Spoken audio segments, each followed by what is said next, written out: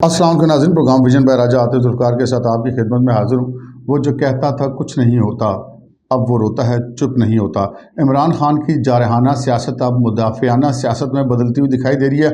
वही इमरान खान जो चंद रोज़ कबल तक नए इलेक्शनों के मुतालबात कर रहे थे और डेड लाइन्स दे रहे थे, अब कुछ नए किस्म के मुतालबात आ गए जिनमें इमरान खान हमारी रेड लाइन है, माइनस इमरान कबूल नहीं है, यानी कि मुझे सियासत से मत निकालो, मुझे गिरफ्तार मत करो।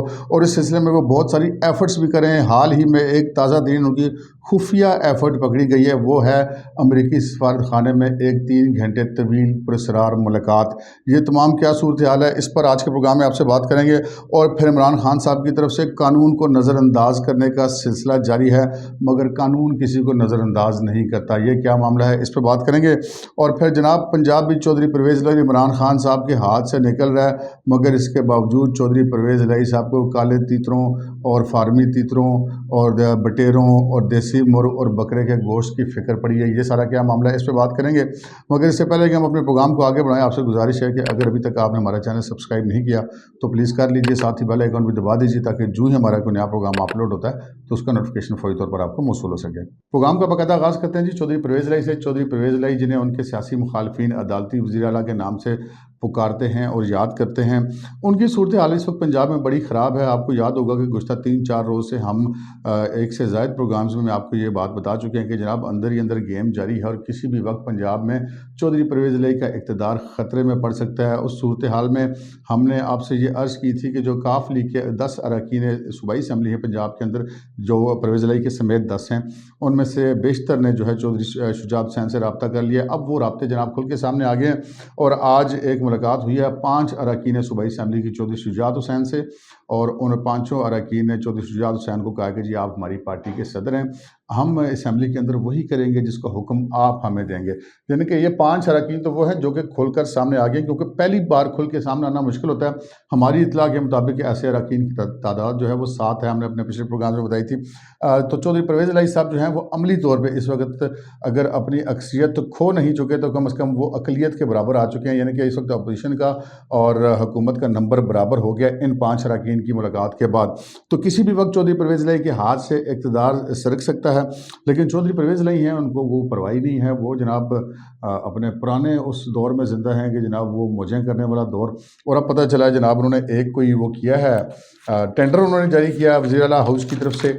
और जब हम ये देख रहे हैं कि इस वक्त मुल्क में सैलाब की सूरत हाल है और पंजाब के भी कई अजला सैलाब में डूबे हुए हैं, और बजाय इसके कि उनकी कोई मदद की जाए, आप ये एक सफाकी और संगदिली देखिए कि एक टेंडर जारी होता है जिसके मुताबिक वज़ीर आला हाउस के लिए उसके ग्रॉसरी के लिए कुछ 9 करोड़ रुपए प्लस का वो टेंडर है। उसमें ये जो चीज़ें कोटेशंस मांगी गई हैं वो काले तीतर का गोश्त 50 किलो, फार्मी तीतर का गोश्त 100 किलो, बटेर का गोश्त 400 किलो और सालम बकरू और देसी मुर्ग समेत 12 अक़साम के मुख्तलिफ गोश्त शामिल हैं। अब मुझे नहीं समझ आती कि यार ये लोग कैसे अल्लाह को जवाब देंगे कि एक तरफ आपका मुल्क डूब रहा है पानी के अंदर, लोग एक एक नवाले को तरस रहे हैं, सूखी रोटी खाने को नहीं है, पानी का एक घूंट पीने के लिए नहीं है, रहने के लिए छत नहीं है, कोई टेंटों में पड़े हैं, कोई बेचारे बगैर टेंटों के पड़े हुए हैं। लेकिन सूबे का वज़ीर आला ना सिर्फ वहाँ पर दिखाई नहीं दे रहा, बल्कि वो जो सूबे में दस्तयाब वसाइल हैं उनसे वो अपने मुख्तलिफ़ किस्म के गोश्त खाने के शौक़ पूरे कर रहा है। और खैर इनको कोई पूछता भी नहीं, क्योंकि इनके जो सबसे बड़े तातीम वो तो इमरान खान साहब हैं, बाकी सारी काबीना तो उनकी है। इमरान खान साहब को खुश रखते हैं ये, जहाँ भी इमरान खान साहब को जलसा होता है पंजाब में, क्योंकि वो भी सैलाब ज़दगान को छोड़ के जलसों के पीछे फिर रहे हैं, तो चौधरी परवेज़ इलाही साहब वहाँ पर पहले पहुँच जाते हैं, जाके जलसे के इंतज़ामात का जायज़ा लेते हैं और समझते हैं कि मेरी नौकरी पक्की हो गई है। लेकिन ये नौकरी जनाब अब पक्की होने वाली नहीं। चौधरी साहब आपके पाँव के नीचे से वो जो इक़्तिदार की चादर है वो खींची जा चुकी है, किसी भी वक्त आप धड़ाम से गिर सकते हैं। आगे बढ़ते हैं जनाब। मैंने आपसे कल के प्रोग्राम में भी अर्ज़ की थी कि इमरान खान साहब मुसलसल कानून को नज़रअंदाज कर रहे हैं और कानूनी मामलात को सियासी अंदाज में डील करने की कोशिश कर रहे हैं, और अब भी वो ऐसा ही कर रहे हैं। आज की जो ताज़ा तरीन खबर ये है कि आज गुजरांवाला में जलसा है इमरान खान साहब का, और उनको वो जो मुकदमा उनके खिलाफ दर्ज हुआ था वो IG DIG और एडिशनल सेशन जज को धमकियाँ लगाने का इंसदादी दहशतगर्दी एक्ट के तहत, उसमें इमरान इमरान खान साहब अबूरी ज़मानत कबल से गिरफ्तारी करवाई हुई है। कानून के मुताबिक उन्हें खुद जाकर पुलिस स्टेशन में शामिल तफ्तीश होना चाहिए, लेकिन खान साहब तो कहते हैं ना पाकिस्तान का कानून को क्या समझते हैं, और वो हर गुजरने वाले दिन में इस तरह के कई सबूत सामने रखते हैं कि जनाब वो किसी कानून पे यकीन नहीं रखते और वो कोई कानून उन पर लागू नहीं होता। तकरीरें उनकी बिल्कुल मुख्तलिफ हैं, अमल उनका बिल्कुल मुख्तलिफ है। अब जब तंग आके पुलिस ने देखा कि यार मुलज़म तो शामिल तफ्तीश होता नहीं, तो उन्होंने खुद उनको एक नोटिस भिजवा दिया कि जनाब आप आगे शामिल तफ्तीश हो जाएं। लेकिन खान साहब नहीं गए। फिर आज उन्हें दूसरा नोटिस किया गया कि जनाब JIT एक बनाई गई है, उसमें आके आप अपना मौक़िफ़ बयान करें। और शाम 5 बजे उनको बुलाया गया था, लेकिन शाम 5 बजे से पहले ही इमरान खान साहब उस नोटिस को नज़रअंदाज करते हुए गुजरांवाला वाले जलसे में शिरकत के लिए रवाना हो गए थे। अच्छा, खान साहब ने कुछ ऐसा ही काम किया FIA वाले मामलात में भी कि FIA ने जो फॉरेन फंडिंग केस या ममनुआ फंडिंग केस है उस हवाले से उसकी जो वो तफ्तीश कर रहे हैं, और कुछ नए अकाउंट्स का उन्होंने सुराग लगाया इमरान खान साहब के, जो कि रिकॉर्ड पर नहीं थे। उनमें भी मतलब करोड़ों अरबों रुपए की मुबैना तौर पर ट्रांजैक्शन थी, और चूँकि उनसे बुला के उनका मौक़िफ़ पूछना ज़रूरी था, तो FIA ने वो नोटिस उनको भेजा। खान साहब वहाँ पर पेश नहीं हुए। फिर उनको दूसरा नोटिस जारी हुआ है, खान साहब अभी तक उसमें पेश नहीं हुए। फिर तीसरा नोटिस जारी होगा, और फिर उसके बाद क्या होगा कि वारंट गिरफ्तारी जारी हो जाएंगे।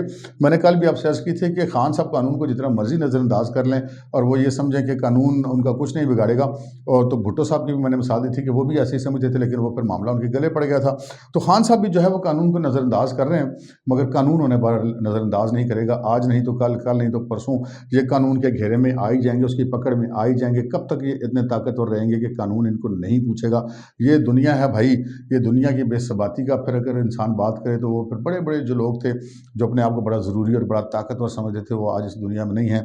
और कानून ने, कई लोग तो उनमें से ऐसे हैं जिनको कानून ने एक मिसाल बना दी है कि जनाब आप कानून को नज़रअंदाज नहीं कर सकते। बहरहाल खान साहब मुसलसल इस चीज़ पे कायम है। लेकिन जो खान साहब की अपनी पार्टी के दीगर जो लोग हैं, उनमें से भी कई ऐसे हैं जो खान साहब की पैरवी कर रहे हैं कि वो सवालों के जवाब नहीं दे रहे। मसलन असद कैसर वगैरह, उनको भी FIA ने नोटिस किए हैं, लेकिन वो नहीं जवाब दे रहे। अच्छा, जो बीच में सियाने बंदे हैं ना, वो ज़रूर जवाब दे रहे हैं। मसलन PTI के एक रहनुमा तारिक शफ़ी, उनको भी FIA ने एक सवालनामा भेजा था। वो उस सवालनामे का उन्होंने बाकायदा जवाब जो है आज FIA लाहौर ऑफिस में जमा करवा दिया। अगरचे कि FIA ने ये कहा है कि जनाब इस जवाब से ये हमारे लिए सेटिस्फैक्ट्री नहीं है, हम आपको दोबारा सवालनामा भेजेंगे, तो वो दोबारा जवाब जमा करवा देंगे। फिर FIA फैसला करेगी कि वो कितने के मुलज़म हैं और कितने के नहीं, उनके खिलाफ मुकदमा दर्ज होना है या नहीं होना, चलान पेश होना अदालत में या नहीं होना। क्योंकि आगे चल के अदालत में जो बंदे का डिफेंस होता है किसी भी मुलज़म का, वो ये कह सकता है कि जनाब मैंने तो देखें ये तहरीरी जवाब दिया था, उसमें मैंने फ़लाँ बात मेंशन की हुई थी, जो तफ्तीशी अफसर है उसने उस पर गौर नहीं किया, या जो प्रोसिक्यूशन एजेंसी ने उसने उसके ऊपर गौर नहीं किया, अदालत इस पर गौर करे। लेकिन जब आप उसको मुकम्मल तौर पर इमरान खान साहब की तरह नज़रअंदाज कर देंगे और अपना मौक़िफ़ तक भी मुतलका अदारे को नहीं भिजवाएंगे, तो कल अदालत में क्या जाके आप कहेंगे खान साहब, वहाँ पर फिर बाबर खान साहब तो आपको नहीं बचा सकेंगे ना, क्योंकि जो ज़ाब्ता फौजदारी के तहत मुकदमात होते हैं उनमें फिर मामलात फौजदारी तरीके से चलते हैं, उसमें फिर ये सियासी मामला तो नहीं चलता। सो खान साहब मुसलसल कोशिश करें कि कानूनी मामलात को भी सियासी तरीके से सुलझाएं, जो कि बड़ा गलत तरीका है। और ये एक मुकदमा नहीं है खान साहब के खिलाफ, वो तकरीबन अब तक जो 25 मुकदमात हैं वो मौजूद हैं, वो फौजदारी मुकदमात हैं जो पर्चे हुए हैं, और खान साहब उन सब में तकरीबन ऐसा ही रवैया अख्तियार किए हुए हैं। बुरी ज़मानतें वो करवा लेते हैं, उसके बाद वो जाके शामिल तफ्तीश नहीं होते। तो खान साहब ने फिर किसी भी वक्त कानून की गिरफ्त में आ जाना, तो फिर ये जो जलसों में जाके तहरीरें चला रहे हैं कि इमरान खान हमारी रेड लाइन है, ये पता नहीं काम आएगा ही नहीं आएगा। आगे बढ़ते जनाब उस खबर की तरफ हमने आपसे शुरू में अर्ज़ की थी कि वो जो कहता था कुछ नहीं होता, वो रोता है जो नहीं। तो इमरान खान साहब आपने देखा कि जब वो इक़्तिदार से निकले थे तो उनको बड़ी एक जल्दी थी कि जनाब किसी भी तरीके से ऐसा मैं कोई अवामी प्रेशर डाल लूँ कि उसके नतीजे में मैं नया इलेक्शन ले लूँ। इसी सिलसिले में उन्होंने लॉन्ग मार्च की भी कॉल दी 25 मई वाले, और वो लॉन्ग मार्च जब लेकर पहुँचे तो पता चला कि जनाब कहानी इतनी आसान नहीं है, बंदे साथ नहीं निकलते। जलसे में लोग आ जाते हैं, कोई म्यूज़िक सुनने आ जाता है, कोई तमाशा देखने आ जाता है, कोई रौनक मेला देखने आ जाता है, आपके सियासी मुखालफिन भी आ जाते हैं। एक किसी भी शहर में एक जो है वो मेले का समा होता है, जिस दिन जलसा होता है, तो उस मेले को एंजॉय करने वाले और तहरीक चला के रोड पर मार खाने वाले लोगों में बड़ा फ़र्क होता है। तो खान साहब जो हैं वो अब इलेक्शन की वो जो डेडलाइंस वो देखे गए थे 25 मई को, जी 6 दिन की मैं डेडलाइन दे रहा हूँ, 6 दिन के अंदर इलेक्शन अनाउंस करें। उसके बाद उन्होंने डेडलाइन देनी बंद कर दी और वो वक्तन फ़वक्तन यही बात करते थे कि जी इलेक्शन अनाउंस करें। लेकिन अब वो कहा जा रहा है कि नहीं जनाब माइनस इमरान फार्मूला कबूलियाँ जो PTI के रहनुमा, अब वो इस किस्म की स्टेटमेंट्स पे आ गए हैं। इसी तरह के ट्विटर ट्रेंड्स भी चलाए जा रहे हैं। इसी तरह कहते हैं जी इमरान खान हमारी रेड लाइन है, यानी कि अब वो खान साहब को ये फिक्र पड़ी कि यार इमरान खान हमारी रेड लाइन का मतलब ये कि आपने खान साहब को गिरफ्तार नहीं करना।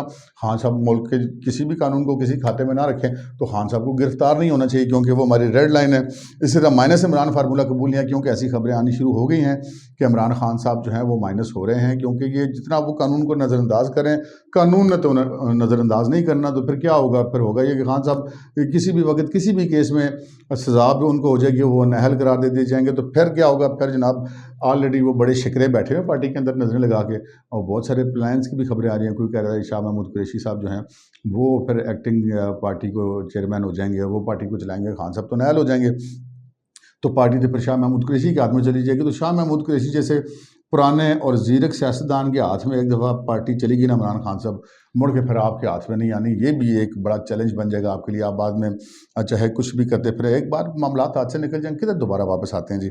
तो कुछ ऐसी सूरत हाल है, लेकिन खान साहब चूँकि अदराक कर चुके हैं कि मामला उनके हाथ से निकल रहे हैं, नया इलेक्शन तो लेना बहुत दूर की बात है, वो तो अपनी जान बचाने के चक्कर में उन्होंने अपना माल बचाने वाले मामला भी तो फौरी तौर पर सेट किए, क्योंकि परवेज़ इलाही की भी हुकूमत का पता नहीं कब चली जाए।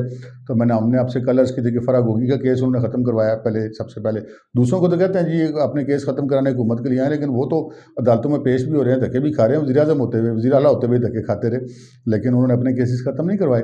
लेकिन इमरान खान साहब जो है वो अपने फैमिली मेम्बर्स के केसेस ख़त्म करवा रहे हैं, क्योंकि फराग गोगी का नाम फैमिली मेम्बर्स की लिस्ट में था प्राइम मिनिस्टर हाउस में, कि जब वो आती जाती थी कि उनका इंदराज नहीं होता था, तो वो अपने फैमिली मेम्बर्स के केस ख़त्म करवा रहे हैं। और उनको समझ आ गई कि मामला अब गड़बड़ हो गए हैं, और इस सिलसिले में और भी बहुत सारी एफर्ट्स कर रहे हैं। वही अमेरिका जिसकी साजिश का वो बहुत शोर करते थे कि अमेरिका ने साजिश की, अमेरिका ने साजिश की, लोकल हैंडलर्स के साथ मिलकर इन चोरों डकैतों को ला के बिठाया, मुझे निकाल दिया, हम आज़ादी लेके रहेंगे, हमें गुलामी कबूल नहीं है। लेकिन जनाब जहाँ इमरान खान साहब अपने वज़ीर आला महमूद खान के ज़रिए अमरीकी सफ़ीर से मिन्नतें करके वीडियो पर कॉल पे बात करते हैं, उसी अमरीकी सफ़ीर से जनाब 35 गाड़ियाँ भी KP हुकूमत के लिए ले लेते हैं।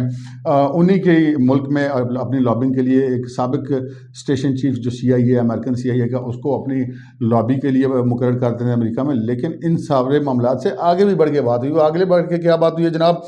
पाकिस्तान तहरीक इंसाफ के एक सीनियर तरीन लीडर ने अमरीकी सफारत खाने में जाके 3 घंटे वहाँ पर कुछ मुज़ाकरात किए हैं। ये जनाब बड़ी इंपॉर्टेंट खबर है, और ये ताज़ा तरीन खबर है कि अब अमरीकी सफारत खाने के अंदर PTI का एक मरकज़ी रहनुमा इमरान खान साहब की मर्ज़ी के ख़िलाफ़ तो नहीं गया।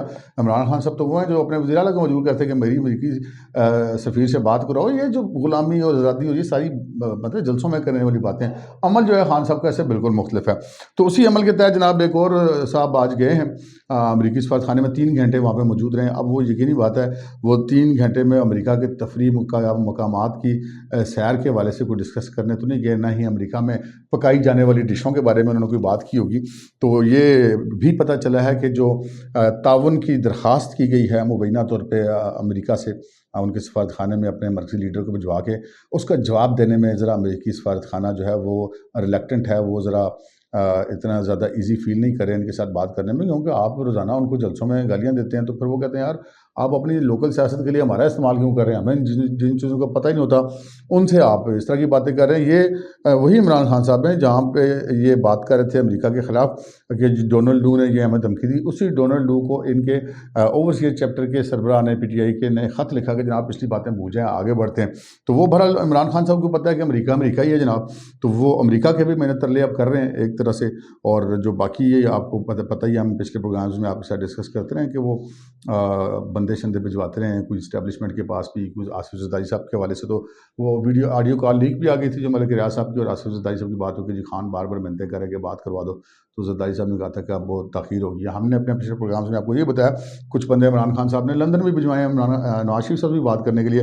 तो अपनी तरफ से वो तमाम लोगों के साथ बैकडोर से रब्ते करना चाहते हैं, लेकिन पब्लिक के सामने अपना एक टार्जन का इमेज रखना चाहते हैं। बाकी जिसकी मर्ज़ी है उनको टार्जन समझे, जिसकी मर्ज़ी है ना समझे। हमारा काम है आपको बर वक्त और दुरुस्त खबरों की फराहमी, वो हम करते रहेंगे। तो आज के जो हमारा व्लॉग है उसका जो खुलासा है वो ये है कि खान साहब इलेक्शन से दस्तबरदार हो गए हैं। अब इमरान खान हमारी रेड लाइन है और जनाब माइनस इमरान फार्मूला कबूल नहीं है, इन चीज़ों पर वो आ गए हुए हैं। और तो कोई ये की जा रही है कि जो आज वो गुजरांवाला में कह रहे थे ना कि मैं बड़ा कोई ऐलान करूँगा, तो वो भी इसी तरह का कोई ऐलान होगा।